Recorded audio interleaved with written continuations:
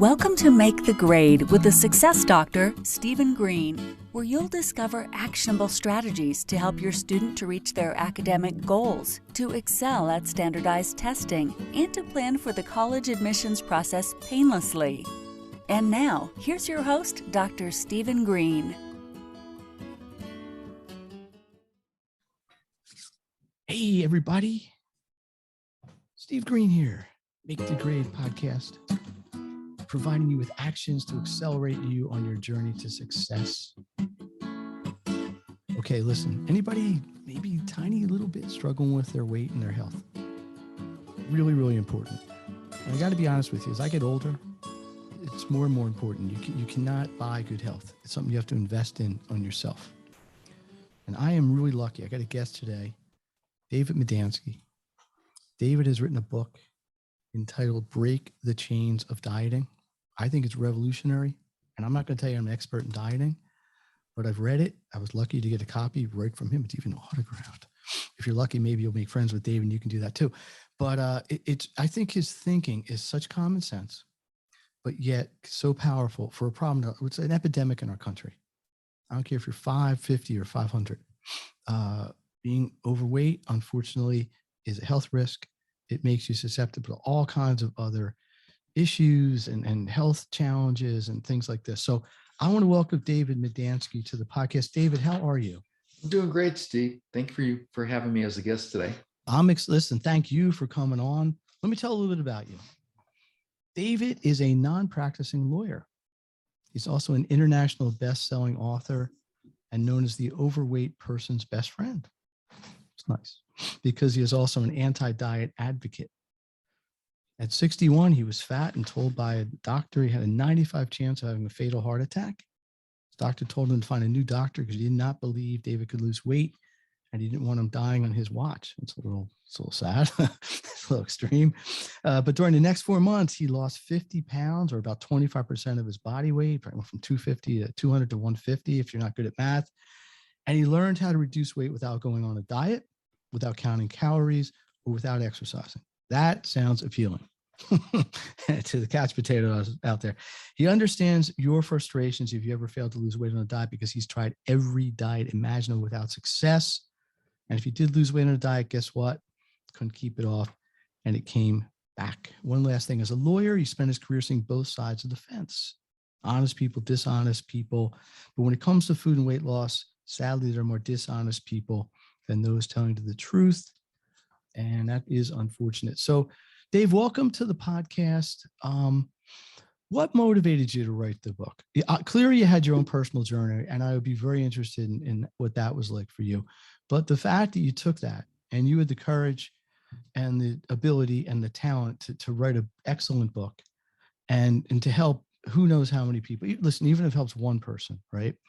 But tell us your story. How'd you go from, I guess, about to die person in the doctor's office to avid weight control person to now best-selling author and health advocate? Well, thank you, Steve. In July of 2016, I went to the doctor for lab results and routine checkup. And he told me based on the lab results and being significantly overweight, I had a 95% chance for a fatal heart attack. And he had been after me for the previous 8 years to lose weight, and I never did anything. At that point, he told me either you lose weight or you find a new doctor because you're not dying on my watch. So I said, okay, do you have a program? Which he said he did. And at that time, it was HCG, which is a hormone from pregnant women. And what that hormone does is it tricks the body into burning fat instead of muscle because you're only on 550 calories per day for 6 weeks. Now, most people, if they lose weight, they restrict their caloric intake, and that's the unhealthy way to do it. And if you lose weight without the HCG and you're not, getting enough calories, you're burning muscle instead of fat. That's the difference. I know 6 other people that lost weight that way personally, friends of mine, they all gained their weight back. I kept mine off because I changed my eating habits and lifestyle. Most people, when they lose the weight, they go back to their old eating habits and they gain the weight back. So I wrote my first book, Discover Your Thinner Self, which talks about my weight loss journey in an attempt to motivate and inspire other people.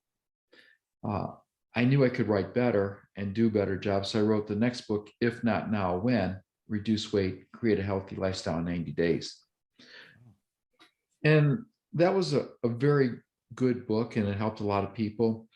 And I met Dr. David Freeman, who's the author of Food Sanity. And Dr. Freeman was kind enough to write a blurb for me for that book. Later on, I started collecting all these short stories with life lessons and fables and analogies. And I thought, wow, a lot of this could be applied to improving our eating habits and our lifestyle and to lose weight. So I reached out to Dr. Freeman and I said, hey, would you write the foreword to a new book I'm thinking of writing? And he asked me, why do you want to write another book, go through the time, effort, and expense, to do that? I said, well, this is unique in that it provides lessons through fables and short stories, and not short stories of other successes of other people, but with life lessons and how to apply that to everyday, eating habits and lifestyle. And so Dr. Freeman said, okay, sounds good. So that's why I wrote the third book, Break the Chains of Dieting, because the weight loss industry is a $71 billion a year industry. When I lost my weight 5 years ago, it was only $61 billion. Now, if it was effective and people were able to lose weight and keep it off, they would be out of business. So that's the problem of diets. They're temporary, they're extreme, they're hard to stick with, and a lot of them are potentially dangerous. Not only that, a lot of them require you to buy their products, their meal plans, or enroll in their programs, which is very expensive for a lot of people. So I've identified what I call the 9 must-have principles for healthy eating. And that's what I started with the book and, Break the Chains of Dieting, is to give that to people. And people who look at it will say, well, that's common sense. I know that.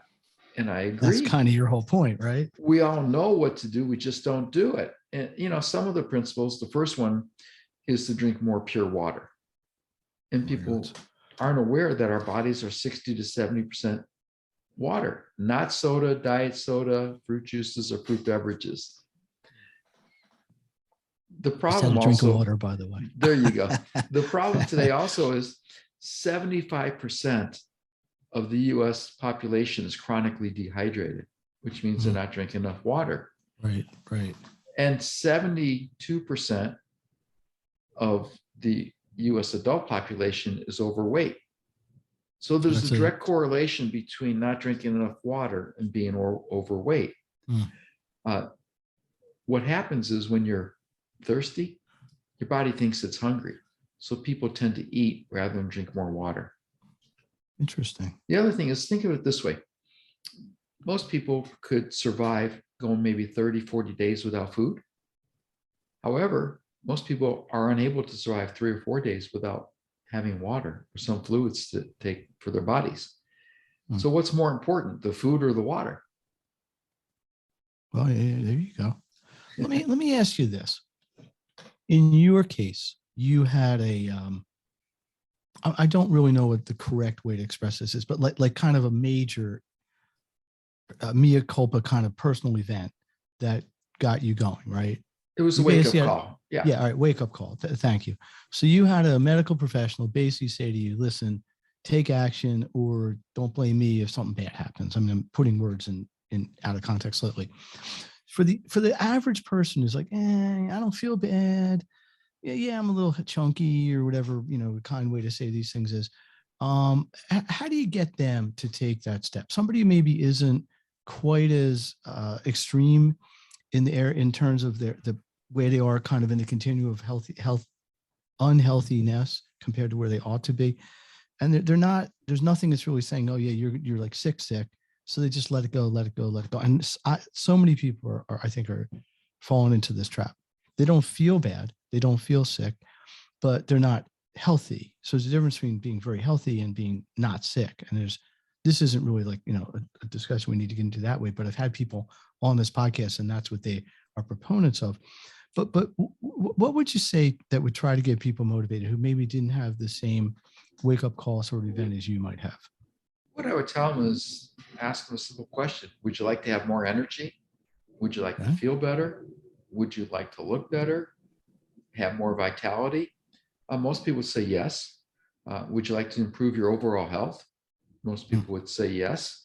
And don't think of yourself. Think of your spouse. Think of That's your a good, kids, that's a your good one. grandkids. Right. Would you like to be more physically active with the kids or grandkids? Would you like to be able to participate in events rather than be a spectator and watch what everybody's doing? Hmm. So there's little things that can motivate or inspire someone to take action to improve their daily eating habits and lifestyle, as long as they understand that it takes time. It's not a quick fix. You didn't gain your weight all overnight. You're not going to lose it all overnight.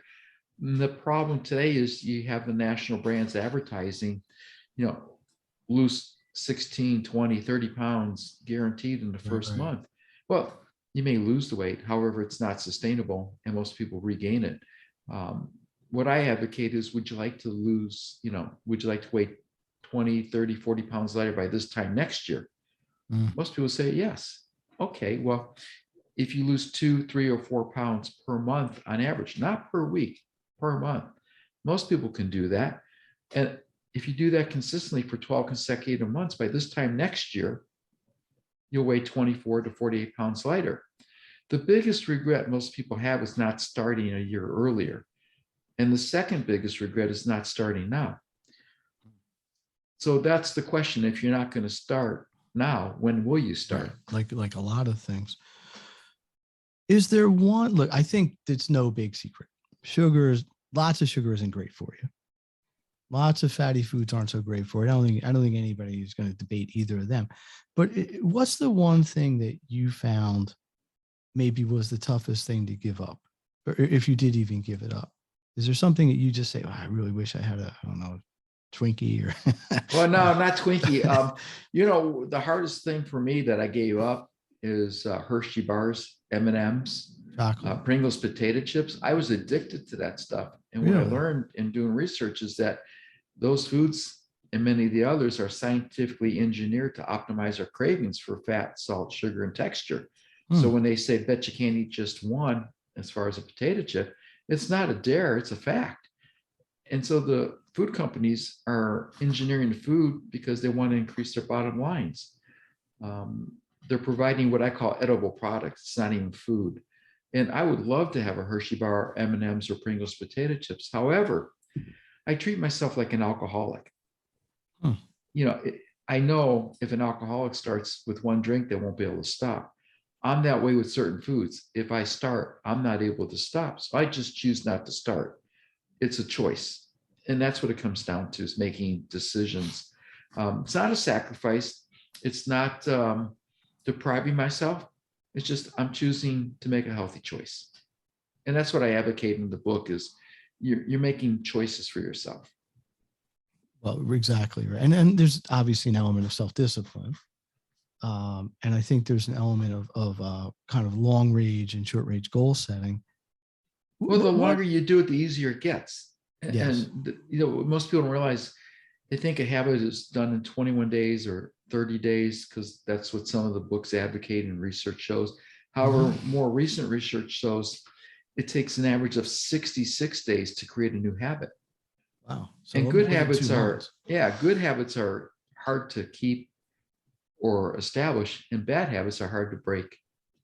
So you know what I hear from people, and I could put this in a lot of context, but it's when you're in society at large, you're surrounded by temptations, right?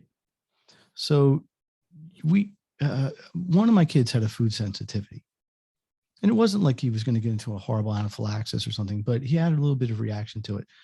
And there were certain things he just couldn't eat. Well, unfortunately, they were chemicals that were commonly in food, mostly some preservatives and some colors. Now, it's probably common sense. You don't really want to eat pink icing, but when you're 12 and you're at a birthday party and they bring out a cake. So I think there's an element of, hey, I'm out in the world. I'm out with my friends. I'm out with my peers, and they're all having chocolate sundae. So they're like, what's wrong with you? You don't like chocolate or chocolate, depending on where you come from. and then you got the peer pressure piece, maybe a little bit. So how important is it to you? And do you play any role? It's a two-part question. How important is you, David, to maybe give people a mechanism to sort of stay strong when temptation's around them? And do you play any role in this personally? Like, do you coach people? Do you mentor people personally? Or right now, is it limited to them having access to your book? Oh, no, I do coach people. Okay. However, there's a couple lines that I teach people, and it's in the book. One of them is more for you. If someone offers you something, you either choose not to have it, or looks better on you than me, or better in the trash than on my ass. The other thing is, I like that. Say it one again. I like that one. better in the trash than on my ass. Okay. Or looks better on you than me. And more for you. There's a chapter, I call it the cheeseburger, wedding cake, and wine, and what the three have in common. And it's based on what I learned from Darren Hardy. So I like to give credit for the people that inspire me. And to keep it short, you're at a barbecue and the host is making a delicious cheeseburger with your favorite cheese, the best beef, special buns, all your favorite condiments, and they offer you one. And you're on a restricted diet. What do? Well, most people would say, okay, I'll give in to temptation, have it. However, only one can't hurt. And no, I've been good the last 3 weeks. I deserve it. You're a vegetarian. You don't eat beef. Mm-hmm. So that's an easy decision. It's not that you won't, you don't. The other thing is, same barbecue, same host offers you a glass of wine. It's your favorite wine. What do? You're also pregnant. Now, most pregnant women know they're not supposed to drink alcohol. That's for sure. So that's not that I won't drink. I don't drink. And then the wedding cake, it's a special international renowned baker who makes this cake, and everybody's oohing and ahhing and their mouth watering. And they offer you a piece and you respectfully decline because it has nuts and you're deathly allergic to nuts. So it's not that you won't or can't have it. You don't, because it will possibly kill you. So if you look at certain foods a certain way and keep that in mind, you make those rules for yourself. You make those decisions. I don't eat Pringles potato chips. I don't eat M&Ms. I don't eat Hershey bars. Now, I indulge in other things because I can control myself with that. I do enjoy a piece of pecan pie or pumpkin pie or a slice of chocolate cake. However, instead of eating a big slice or a normal size slice, I just take a sliver, and that satisfies my cravings. So you learn to do that. The other thing is, people look around and they see everybody else is overweight or bigger than they are. So they think they're okay because I'm not as big as that guy or that person. It's like you're on the freeway and everybody's going 85 and you're only going 80 and you think it's fine. Well, exactly. However, it's not fine because you're both overweight. I know. I hear you. And if you look at pictures from the 1970s of people on the beach, very few people are overweight. Yeah. Yet today, if you look at those same pictures of people on the beach today, 73%. I'll give you two things. I'll give you a couple of things may help you. I spent a long time teaching martial arts. I was an instructor at a school. And the big temptation, we're talking about 11, 12, 13, 14-year-old kids. Well, the big temptation for them is they go to a party and there are drugs and alcohol there, and high school kids, middle school kids. And we used to tell them, all you say is this: I'm training to be a black belt. I don't do those things. Or I am a black belt. I don't do these things. And well, you're a black belt. But it was a mindset, and it created exactly what you were describing. It created an attitude of it's just not part of my life. I've chosen exactly what it is. And the key word that you used was don't. I don't do this. Yeah, it's not a black and white. It's not a maybe do. There's no gray here. Yeah, right, exactly. Hey, my guest is David Madanski. David is the author of Breaking the Chains of Dieting, as well as a few other books. We're talking all things, not really even weight loss, really lifestyle change to get to your optimal weight. This is Steve Green. This is the Make the Grade podcast. My goal is to give you actions, whether you're a parent working with your kids or an entrepreneur or anybody else, actions to help accelerate you on the path to success. And we don't talk about that much, maybe not as much as we ought to, but one of them is your health.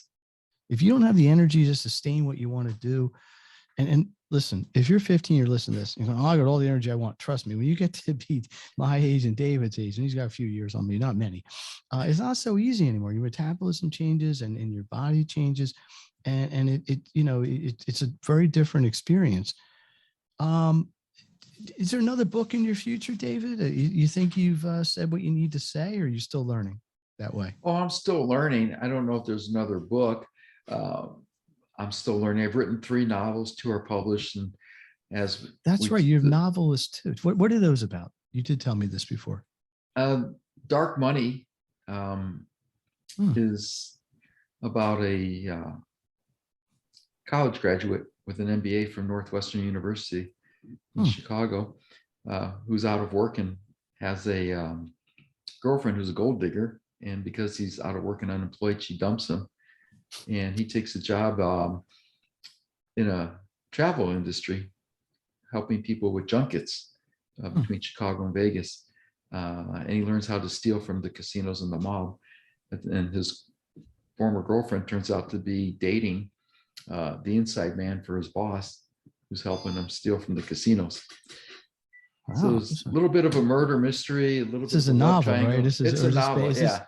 Not based on true events. Any resemblance to factual events is coincidental. Yeah, and then Flamingo's Baby is about Valentina Benjamin, who at age 21 learns for the first time in 1968 that she's adopted and that her biological parents are Virginia Hill and Bugsy Siegel.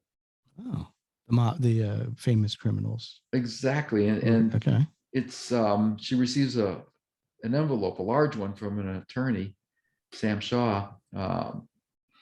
This is a novel too, or is this factual? No, it's a novel. And what it is, it talks about a treasure hunt, a scavenger hunt to locate the $2 million that Virginia stole from Meyer Lansky. So it's based on facts. So it's sort of like a novel, but based on things that could have really happened. Correct. It's like what was that movie with Nicolas Cage in it? The National Treasure. National Treasure sort of meets Gangland. Exactly. A man of many talents. Dave, what do you see down the road? I mean, you're counseling people. You have a coaching. There's something you want to plug? Like, do you have anything you want people to know about, or how they get to your website or whatever? Well, I'll plug the book, Break the Chains of Dieting. They can go to the Anti-Diet Advocate. Okay, the antidietadvocate.com. Correct. Okay. So they can go there and they can reach out to me through there. They can reach me on Facebook, on LinkedIn. I'm always happy to respond to people and help them any way I can. My plans for the immediate future: in June, I'm hiking Kilimanjaro. Really? In Africa? Yes, in Africa. Kenya? Tanzania, somewhere like Tanzania. That, right? Yeah. Kilimanjaro. Man, look at this guy. Yeah. No, seriously. June of 2016, would that even have been in your thoughts? Month before No. However, after I lost the weight, I met Anne Lauriamore, and she set the world record at age 89 for the oldest person to hike Kilimanjaro to the summit. She had done it previously, and another person broke her record. So she went back up and reset it. Well, she's 89. So I told her I was going to do it when I was age 90 to break her record. Wow. Well, you got a few years to play. Keep training for that. I have to start sometime. So I figure I might as well figure out what I'm getting myself into, because I'll be 67 when I hike it the first time. So. Fantastic. Is there anything about the book or your mission that we haven't touched on yet that you want to make sure that the audience and the listeners out there can appreciate, or have we basically covered it? No, there's a couple things. The book has everything in it. It's not only what to do, it's also how to do it. A lot of authors put in what to do, and then they want to upsell you on their courses and coaching programs. I gave you everything you need to know in the book. There's the 9 principles. You only need the first 2 to make significant impact on your overall health to improve it. The other thing is it talks about how to get an accountability partner and what to do on an accountability, meeting or phone call. So I gave the reader everything they need to succeed. If they need, personal coaching, I'm there for them. However, my intention was to put everything in the book so that it's all there for them. Wow. Once again, David Madanski, thank you very much. Reach out to him. Say that website again, David. It was long. Anti-Diet Advocate.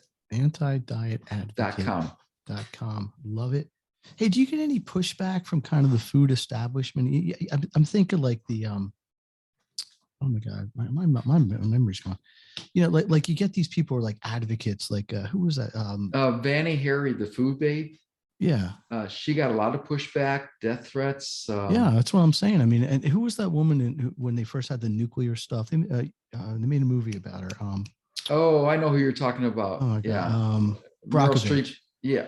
Yeah. Well, Aaron Brockovich was different. Oh yeah, it was the woman, and then with she Meryl Streep in it. Yeah, and then I mean, but you get these people who are like advocates, and they kind of go up against big pharma and big food, and then all the they die in like these freak accidents. I mean, I'm not a conspiracy theory person, but we want to keep you healthy out there. Hey, let me do this here. There's a thing I do. With all my guests. I call it the Fave Five. Okay. This may, if you listen to my podcast, you might know. Otherwise, it would be a horrible shock to you. I'm going to throw something out there, and it's supposed to be fun. Okay. And again, I want to thank you, David. Excellent source of information. Simple. He's not asking you to buy a bunch of potions and lotions and gels and pills. He's saying just use common sense, follow 9 principles. How much is your book? How much? $19.95 on Amazon or $8.97 on the Kindle version. I think I paid $30. No, I'm just kidding. I thought you charged me $30. No, you didn't. So listen, for $20, which is what the cost of a Happy Meal anymore, and you're going to get way more value for it. I mean, seriously, you get. I'm not putting down it, but you go out to a lot of restaurants, spend $40-$50 for stuff that isn't even helping you. Okay, Fave 5. Here's what's going to be. Okay. I'm going to say it's like a Rorschach kind of test. I'm going to say something. You just tell me the first thing that comes to your mind. Okay, and these are all kind of personal stuff. We may already know the first one because you kind of said it, but bucket list. What's on your bucket list? Hiking Kilimanjaro. Okay. Anything after that? Though, what's the next frontier after that? For bucket list? Yeah, you got another bucket list you want to tell us about? To live to be over 120 in excellent health with all my mental faculties and mentally alert. Hey, look at you, 120. We only got 43 years to go, right? No, 53 years to go. That's a lot. Okay, here's one. Maybe this might be a bad one for you, but I ask everybody: ketchup, mustard, or salsa? Or none of the above. Oh, mustard. Actually, I like mustard. Okay, mustard. Mustard is the healthiest of the 3. Yeah, I'd like to have a hot dog every once in a while, and so I put mustard on my hot dog. No, so yeah, I'm not a purist. Yeah, but you're an Arizona guy, and you're not into salsa. No, Mexican food is my least favorite. Really? Yeah, I do not like salsa at all. Man, see, I don't even like guacamole. I like avocados, not guacamole. What do you no guacamole? Oh my God. My wife says I'm strange, and I agree with her. I gotta tell you, I love guacamole. I could probably live on guacamole only. I don't know if you would think that's a smart idea or not, but I love guacamole. Well, avocado is one of the healthiest foods you can eat. There you go. See, you got garlic in there. It's good for your blood. Yeah. Okay, vacation spot, if you have one. Oh, my wife and I go to Rocky Point a lot, and we also love the Caribbean. So we've been to Dominican Republic, to Jamaica, Cancun. Nice. So yeah, anywhere places warm. I've been. I've been to a lot of times Dominican and Cancun, 2 of my favorite places too. Well, we'll have to meet there. Sounds good to me. How cool would that be? Recreational activity. Hiking. Favorite hike out near you? You're in an area where it's probably really good to hike. I'm 2 miles from the White Tank Mountains, so I love to go hiking in there. I'm jealous of it. Music, favorite band, favorite song, favorite song. My favorite individual artist is Cat Stevens, and my favorite band is Fleetwood Mac. Look at you, the 70s guy. Yes. All right, we got a bonus one. Okay. Color. Purple.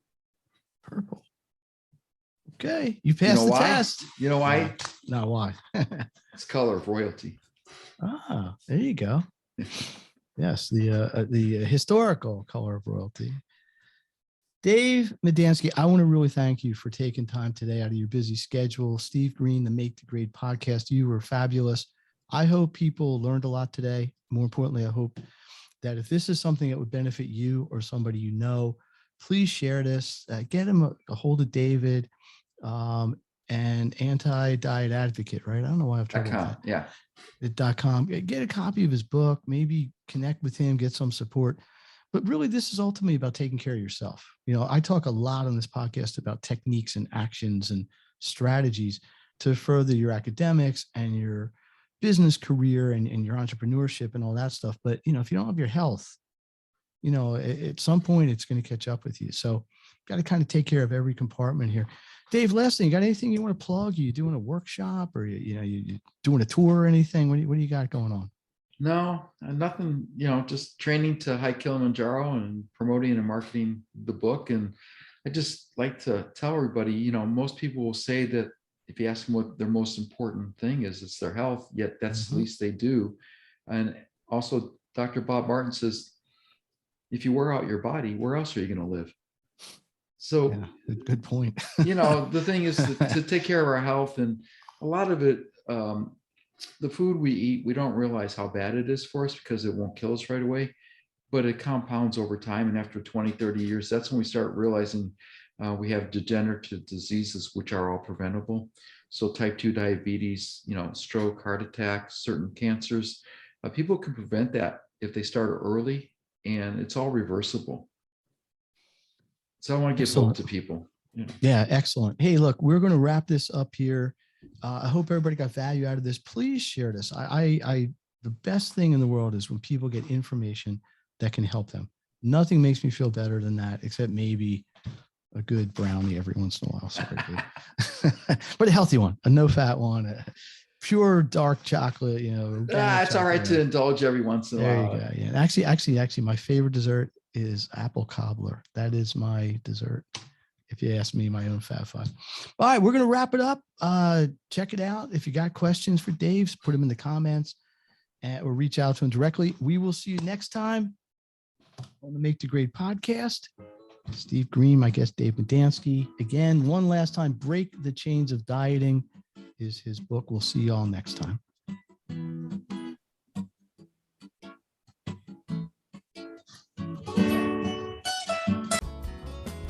You've been listening to Make the Grade with the Success Doctor, Stephen Green. If you enjoyed this episode, be sure to subscribe. For more resources and support, please visit makethegrade.net.